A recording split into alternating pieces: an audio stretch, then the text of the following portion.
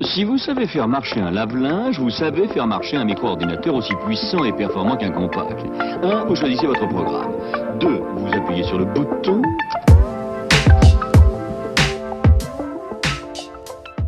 Salut à tous, vidéo absolument pas prévue, je l'ai pas du tout préparé, j'ai pas de script, rien du tout. J'ai juste fait cette vidéo pour réagir à quelque chose, il s'agit de la sortie de la PS5 Pro. Du moins, l'annonce de la sortie de la PS5 Pro. Il y a un énorme bad buzz au niveau de son prix et on est pas mal de créateurs de contenu tech à dire que finalement c'est plus intéressant de prendre un PC à ce prix-là, au prix où elle est vendue, que ce soit dans sa version nue à 800 € ou la version avec lecteur CD plus socle entre 950 € je crois, peut-être 1000 €, je sais plus, eh bien on peut carrément se faire un très bon PC qui est même sûrement plus performant que cette PS5 Pro. Et il y a notamment une vidéo d'un créateur de contenu de TikTok dans laquelle il défend bec et ongle que c'est impossible de créer un PC au moins équivalent pour le prix à laquelle elle est vendue. Eh bien j'avais vraiment envie de réagir et de vous montrer que c'est tout à fait possible. Je vous mets le TikTok, mais par contre s'il vous plaît, même si vous reconnaissez la personne, de toute manière je vais flouter, même si vous reconnaissez la voix ou tout simplement la vidéo,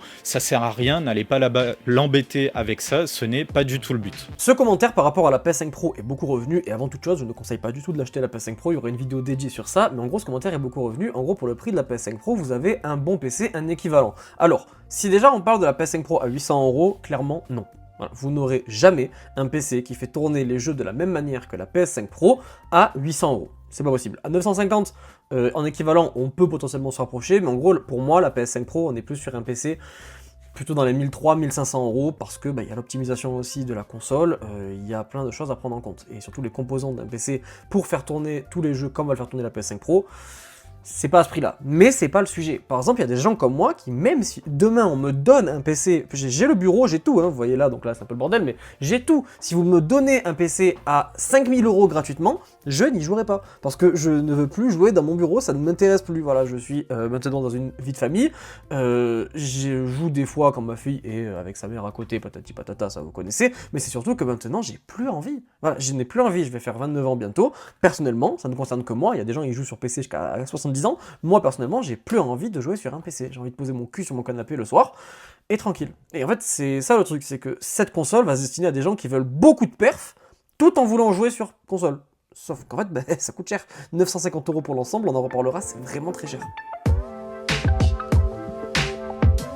Vous venez d'acquérir un magnifique PC, malheureusement vous n'avez pas de système d'exploitation pour pouvoir en profiter pleinement. Même si les BIOS se sont beaucoup améliorés, et bien pouvoir uniquement accéder aux BIOS de son PC, c'est quand même pas l'éclate. Heureusement pour vous, le site CaseFan qui sponsorise cette vidéo a une solution pour vous. Le site vous propose d'acheter des versions OEM de Microsoft Windows ou encore du pack Office. En plus de ça, dans le cadre du partenariat, vous aurez droit à des codes de réduction. Par exemple, le code ALD50 vous permettra d'avoir 50% de réduction sur les systèmes d'exploitation tels que Windows 11 Pro par exemple. Et du côté du pack Office ou d'un bundle Windows plus pack Office, vous aurez droit avec le code ALD62 à 62% de réduction. Pour en profiter, c'est très simple, au moment de l'achat de votre version de Windows ou encore de Microsoft Office, il vous suffit de rentrer le code promo dans l'espace prévu à cet effet, de valider et la réduction s'applique. Une fois que vous serez à l'étape de paiement, vous pourrez effectuer un paiement sécurisé, que ce soit par carte bancaire ou encore par PayPal. 5 à 10 minutes après le paiement, vous recevrez la clé CD de Windows ou encore du pack Office directement dans votre boîte mail. Si vous ne recevez rien, n'oubliez pas de vérifier dans les courriers indésirables. Et si vraiment il y a un souci, ne vous en faites pas, vous aurez accès à un service après-vente 24 heures sur 24, 7 jours sur 7, qui s'engage à vous rembourser, par exemple dans le cas d'une clé CD qui n'est pas valide. Si ça vous intéresse, vous trouverez tout ça dans la description. Merci au site CaseFan de sponsoriser la vidéo et la chaîne, et merci à vous aussi si vous faites un achat sur le site, car indirectement ça vous permet de soutenir la chaîne.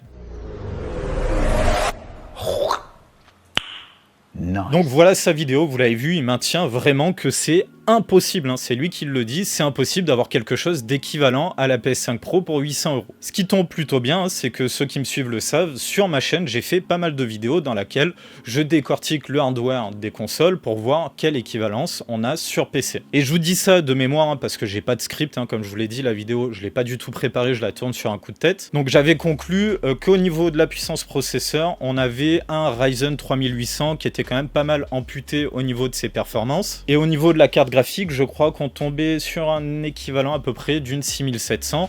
Il faut malgré tout garder à l'esprit que c'est des versions basse consommation que l'on a sur console, ce qui fait qu'on tombe pas exactement sur les mêmes performances que l'on a sur PC. Donc il me paraît évident qu'au niveau de la PS5 Pro, il faut quand même faire mieux que ça. Peut-être pas pour la puissance processeur, mais pour la puissance GPU, c'est sûr et certain. Et si on se base sur ce que nous a dit Sony, on est censé être capable de faire de l'Ultra HD, donc de la 4K, à 60 images par seconde. Est-ce que ce sera sur tous les jeux? Eh bien, honnêtement, je pense pas. Et la personne, du coup, du TikTok maintient qu'en plus de ça, c'est du 4K natif à 60 images par seconde. Donc ça, je le débunk directement, en fait, parce que c'est Sony directement qui l'a dit.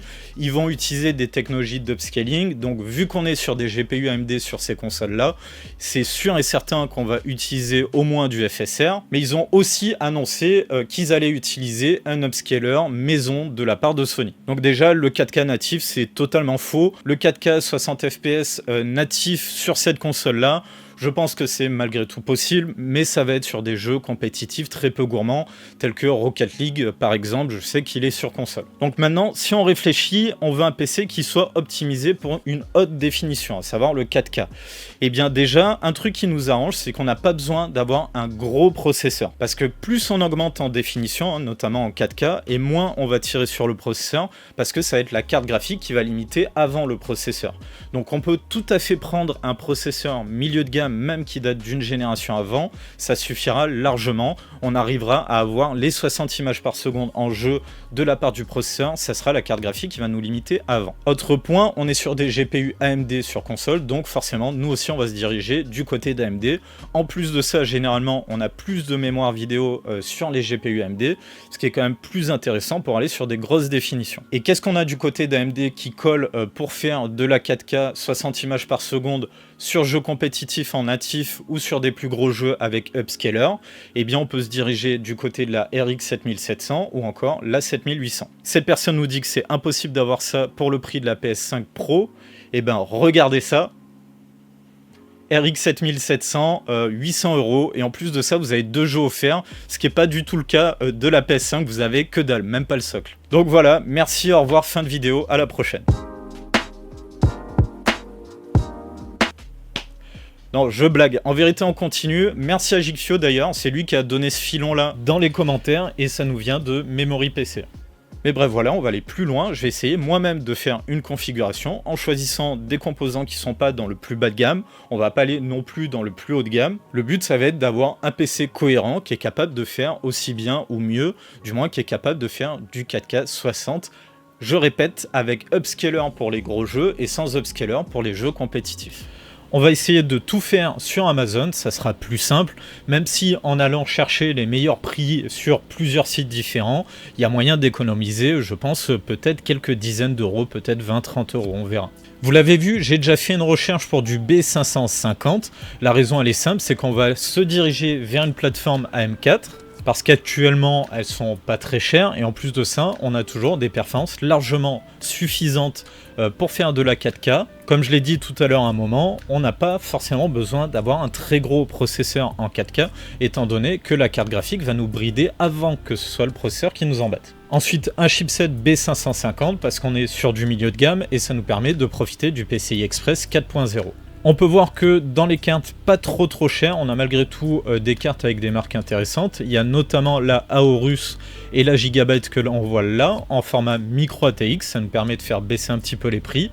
Donc la Gigabyte a le même chipset, elle a l'air un petit peu moins chère, on ajoute ça au panier. Pour le processeur sur le PC de Memory PC, on avait un Ryzen 5 5500, donc vu que je vise un petit peu mieux, on va essayer d'avoir un processeur un peu mieux. Donc on va se diriger plutôt vers le 5600, mais pas la version X, parce que pour ce qu'elle apporte, je trouve que c'est pas super intéressant, et on a un prix qui est quand même plus élevé dans sa version X. Au niveau de la mémoire, je suis tombé sur ce kit Lexar qui m'a l'air, ma foi, très bien. 2 x 8 Go, donc 16 Go avec une bonne fréquence 3200 MHz.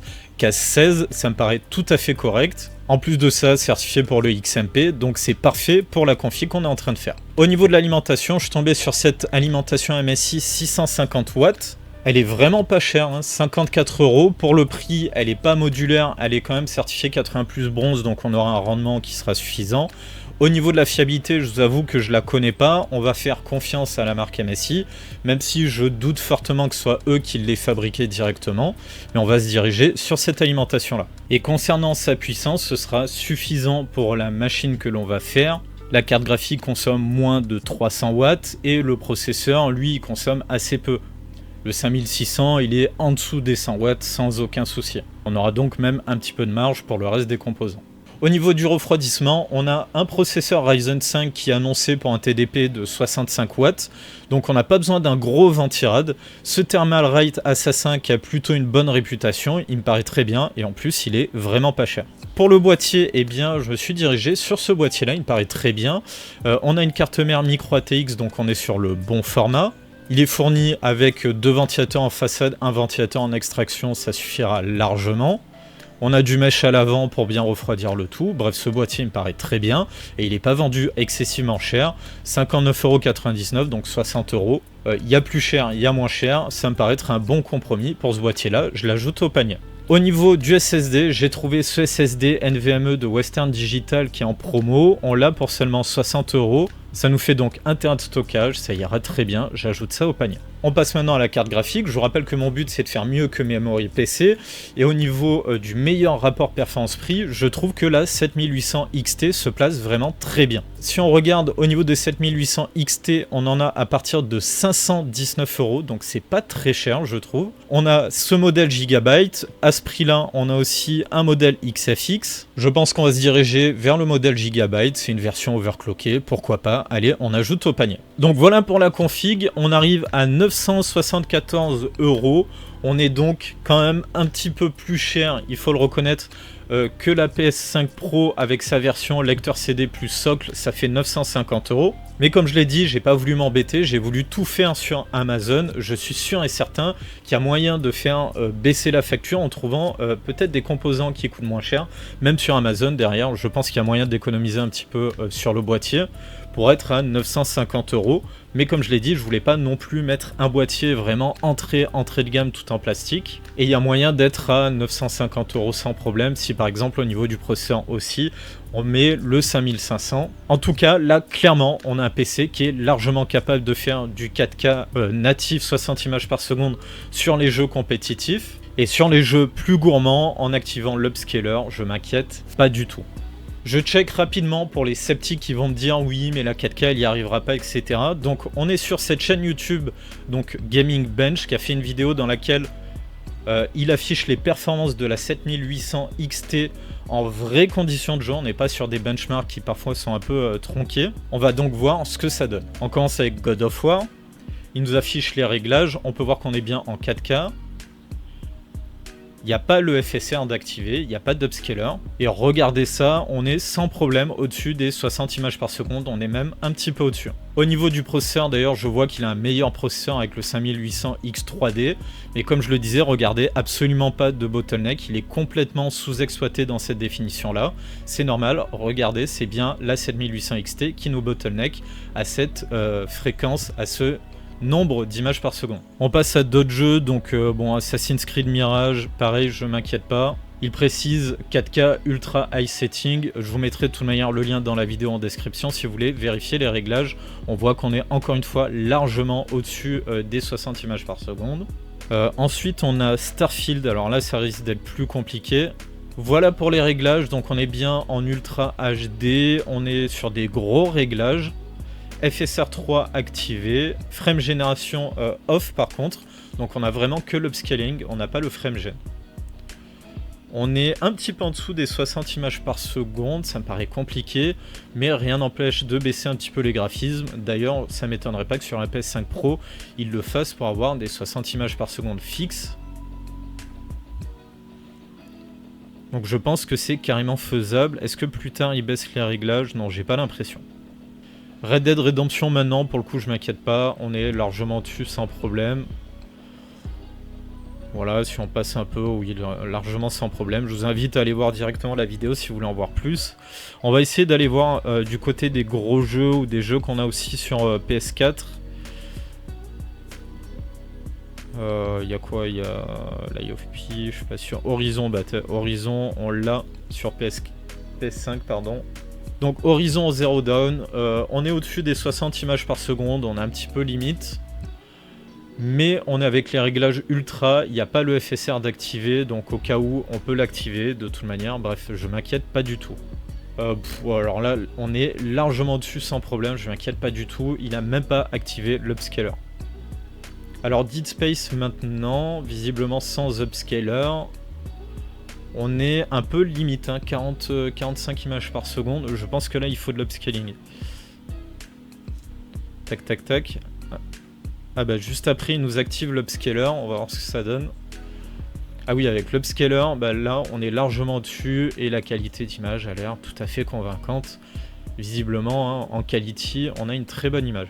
Maintenant, Cyberpunk, donc FSR2 Quality activé, ça a l'air dur, on est en dessous des 50 images par seconde. On va aller voir dans les réglages ce qu'il nous a fait. FSR en Quality, alors franchement, sur une grosse définition comme ça, je pense qu'il aurait pu peut-être le mettre en balanced. Il n'y a pas le ray tracing, ça m'étonne pas. Il a désactivé quelques trucs comme l'aberration chromatique et on est au maximum de partout en dehors de ça. Dommage qu'il ne l'ait pas mis en balanced, je pense que ça aurait pu être intéressant. Maintenant Counter-Strike 2, donc on est à fond sans upscaler et on est très largement au-dessus des 60 images par seconde. Maintenant Hogwarts en 4K ultra setting, on est un tout petit peu en dessous des 60 images par seconde. Je pense que ça aurait pu être intéressant d'activer l'upscaler ici en quality. Bon, on n'est pas très loin des 60 images par seconde. On va s'arrêter là, je pense qu'on a vu suffisamment de jeux, que ce soit du compétitif et du gros jeu. Clairement, cette carte graphique, elle fait du 4K 60 images par seconde sans trop de soucis, avec, selon les jeux, l'upscaling d'activer. Toujours sur la même chaîne, maintenant, on va voir ce que ça donne avec le 5600 et cette carte graphique-là. Est-ce qu'on aura du bottleneck? Je précise, il a quand même le 5600X, nous c'est le 5600 tout court. Ça nous permettra malgré tout de voir si on a un gros bottleneck avec ce combo. Il y a un léger bottleneck, mais on est en 1440p. Hein. Je vous rappelle que nous, en 4K, on était en dessous de ce framerate-là. Donc on n'aura pas de bottleneck de toute manière. Le but, comme je l'avais dit, c'était d'avoir 4K 60 images par seconde. Maintenant Spider-Man, il se passe beaucoup de choses à l'écran, il y a pas mal de choses et regardez, on a quand même un léger bottleneck, mais encore une fois on est en 1440p, donc en 4K je m'inquiète pas du tout. Horizon qu'on a vu tout à l'heure, on est en 1440p et regardez ça, zéro bottleneck, il n'y a pas du tout de bottleneck sur ce jeu là, donc encore une fois je m'inquiète vraiment pas. Hogwarts Legacy qu'on avait vu tout à l'heure, là aussi ça tourne très bien, de toute manière en 4K on n'atteignait pas ce framerate là, donc je m'inquiète pas du tout. Maintenant God of War Ultra Setting 1440p, on n'a pas du tout de bottleneck cette fois-ci, donc en 4K je m'inquiète vraiment pas. Bref, on n'aura pas de bottleneck de toute manière avec ce combo CPU-GPU. Donc j'insiste clairement, cette PS5 Pro, elle est quand même extrêmement chère et je trouve que c'est un peu déconné. Mais je vais quand même me faire l'avocat du diable, tout simplement parce que, en vrai, si on regarde le prix de la PS5 Pro à l'heure actuelle, donc 800 € pour la version la moins chère, eh bien, ça revient exactement au même que si on achetait la PS3 à sa sortie en 2005. Si on va sur le calculateur d'inflation de l'INSEE, on voit que 600 € pour la sortie de la PS3 en 2005, c'est exactement 801 € à l'heure actuelle. Donc ça peut plus ou moins se défendre. D'ailleurs, déjà à la sortie de la PS3, ça avait fait grincer des dents, je me rappelle, et on disait déjà qu'à ce prix-là, on pouvait se faire un très bon PC. Malgré tout, il ne faut pas oublier qu'on est face à un PC. Avec un PC, on peut quasiment tout faire finalement. Vous pouvez faire votre paperasse, l'administratif que vous avez besoin pour la maison. Pour les gens plus jeunes qui sont en train de faire leurs études, c'est un très bon outil pour faire les études, même si en général pour les étudiants un PC portable c'est mieux. Vous pouvez travailler sur un PC, vous pouvez faire comme moi, du montage vidéo, faire la vidéo, bref, de la modélisation 3D, de l'impression 3D, tout un tas de choses qui est impossible sur console. Je sais qu'il y a des gens aussi qui vont me dire, oui mais attends, là c'est juste le prix du PC, tu comptes pas l'écran, tout ça. juste quand vous achetez votre PS5, vous n'avez pas la télé 4K avec, faut l'acheter à part. Donc clairement, au niveau des périphériques, le prix d'une télé vaut largement tous les périphériques que vous aurez besoin pour un PC. Et pour ceux qui disent non mais à la maison, on a déjà une télé de toute manière, donc ça change rien si on achète la console. Mais je pourrais vous dire la même chose, à la maison, quoi qu'il arrive, vous avez besoin d'un ordi, ne serait-ce que comme j'ai dit, pour faire vos démarches administratives et autres, lire vos mails, etc. Même si on peut le faire sur téléphone, à la maison, tout le monde a un PC. Donc autant se payer un bon PC qui est capable de faire du jeu vidéo. Il y a encore un argument qui est avancé dans la vidéo, c'est qu'il explique qu'il a plus envie de se casser les pieds à jouer sur un bureau, il a envie de se poser tranquille sur le canapé et de jouer sur sa télé. Mais je vous montre juste un truc, ça les gars, sur PC, ça fonctionne. Vous pouvez très bien jouer avec une manette sur PC. Et pour utiliser l'ordi directement sur la télé, vous prenez un petit clavier sans fil avec le pad de la souris et vous pouvez très bien utiliser votre PC, même pour vos mails, tout ça, regarder Netflix, YouTube, etc. sur la télé en vous posant sur le canapé.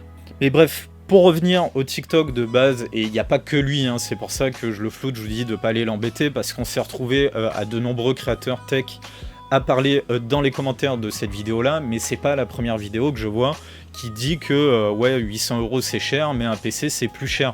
Non, c'est faux, et j'aimerais rappeler à tous ces gens-là que les prix ont énormément baissé pour ce qui est des cartes graphiques. On n'est plus du tout dans la période que l'on a pu avoir de pénurie, ou même au moment de la sortie des RTX 4000 et des RX 7000, les prix ont énormément baissé. Et ça d'ailleurs, j'en vois une pique, parce que du côté de Sony et même Microsoft au niveau des consoles, bien que le hardware a baissé en termes de prix, c'est normal avec le temps, eh bien les procédés de fabrication sont amortis. Et puis de toute manière, c'est du matériel qui est vieillissant et en fin de génération, donc les prix ils baissent. Sauf que du côté des fabricants de consoles, eh bien ils font tout l'inverse, ils baissent pas leur prix, ils ont même augmenté leur prix. La PS5 a augmenté de prix depuis sa sortie, et pareil pour les consoles de Microsoft. D'ailleurs, il y en a même qui se plaignent de la douille parce que même la manette de la PS5 a augmenté de prix. Et encore un point, j'aimerais vous rappeler que en plus de ça, sur PC, vous êtes beaucoup plus flexible sur les réglages que vous pouvez faire pour pouvoir jouer à votre jeu. Si vous avez envie de privilégier un certain framerate, eh bien vous pouvez vous-même choisir les réglages graphiques, choisir vous-même quel effet visuel vous priorisez. Est-ce que vous préférez des meilleures textures, des meilleurs effets lumière, vous voulez activer le ray tracing ou non? Tout ça, vous pouvez le choisir pour avoir les réglages graphiques qui vous conviennent sur PC. Or, sur console, c'est très limité. Finalement, vous avez ou un mode performance qui généralement abuse des upscalers.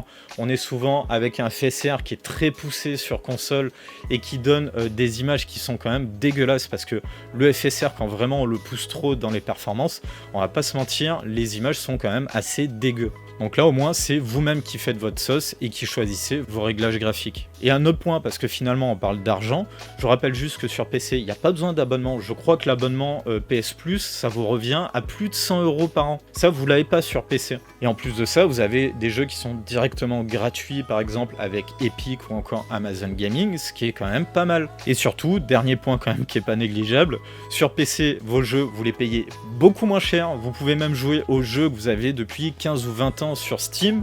Moi par exemple c'est le cas, mes jeux tels que Half-Life que j'ai depuis des années et des années sur Steam, et je peux encore y jouer sur un PC tel que celui-là. Souvent les joueurs console se plaignent de la rétrocompatibilité, et bien moi tous les jeux que j'ai achetés sur les plateformes dématérialisées depuis plus de 15 ans, je les ai encore. Bref, de toute manière, moi je suis pas du tout là pour faire la guéguerre, est-ce que le PC c'est mieux ou pas? Moi ce que je vous donne, c'est que factuellement, oui, pour 800 €, on peut faire un PC mieux, voire équivalent que la PS5 Pro. Et juste pour rappel, la PS5 Pro avec le socle plus le lecteur CD, on est entre 900 et 1000 €, je crois qu'on a 950 €.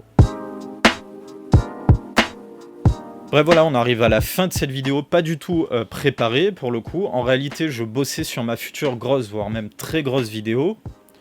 Je vous spoil un peu, je vous donne la thématique, ça va être sur le bug de l'an 2000 et j'ai vraiment pris mon temps pour faire cette vidéo.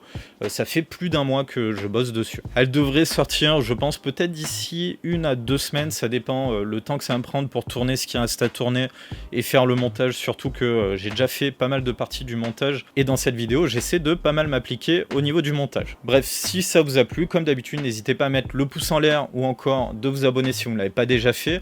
N'hésitez pas à aller faire un tour dans la description description, ne serait-ce que pour les soutiens de la chaîne que sont le site pcboost.com, le nouveau site pcboost.com. J'en ai déjà parlé sur la chaîne, c'est un projet qui me tient à cœur de site dédié au rétro. Donc si ça vous intéresse, n'hésitez pas à jeter un petit coup d'œil dans la description. Il y a aussi le forum overclockingpc.eu, n'hésitez pas à aller voir aussi ce qu'ils font sur le site. Vous trouverez aussi le lien Linktree vers les réseaux sociaux, la boîte mail, tout ça, donc n'hésitez pas à aller voir. Allez, on arrive à la fin, donc prenez soin de vous et on se retrouve dans la prochaine vidéo.